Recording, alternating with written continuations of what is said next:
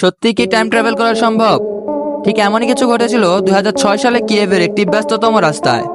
হঠাৎ অদ্ভুত পোশাক এবং প্রাচীন ক্যামেরা নিয়ে এক লোককে দেখে পুলিশ। সন্দেহবশত লোকটির কাছে পুলিশ জানতে চায় তার নাম কি এবং সে কোথা থেকে এসেছে। লোকটি জানায় তার নাম সার্গেই পোনেমারেঙ্কো এবং সে সোভিয়েত ইউনিয়ন থেকে এসেছে। সার্গেই তাদের একটি পাসপোর্ট দেখায়, যা দেখে অবাক হয় সেখান থাকা পুলিশ সদস্য। সার্গেই পোনেমারেঙ্কো জন্মেছেন 1932 সালে এবং পাসপোর্টটি ইস্যু হয়েছে সোভিয়েত ইউনিয়নের আমলে। সার্গেই তাদের জানায় 1958 সালের 23 এপ্রিলের কথা, যেদিন তিনি ক্যামেরা হাতে ছবি তুলতে বের হন এবং আকাশে একটি উড়ন্ত উজ্জ্বল বস্তু দেখতে পান। তারপর তার আর কিছু মনে নেই। তার হাতের ক্যামেরাটি ছিল পুরোনো আমলের ইয়াশিমা ফ্লেক্স। ক্যামেরা থেকে সার্গেই এবং তার গার্লফ্রেন্ড একটি ছবি পাওয়া যায়।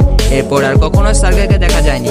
ছবিতে থাকা মহিলাটির সন্ধান করে পুলিশ জানতে পারে মহিলাটি আসলে সার্গেইয়ের গার্লফ্রেন্ড এবং তার বয়স 70 বছর। 1958 সালের পর তিনিও আর কখনো সার্গেইয়ের দেখা পাননি। সময়কে টপকে ভবিষ্যতে আসা কি আসলে সম্ভব? আপনার মতামত কমেন্টে জানান।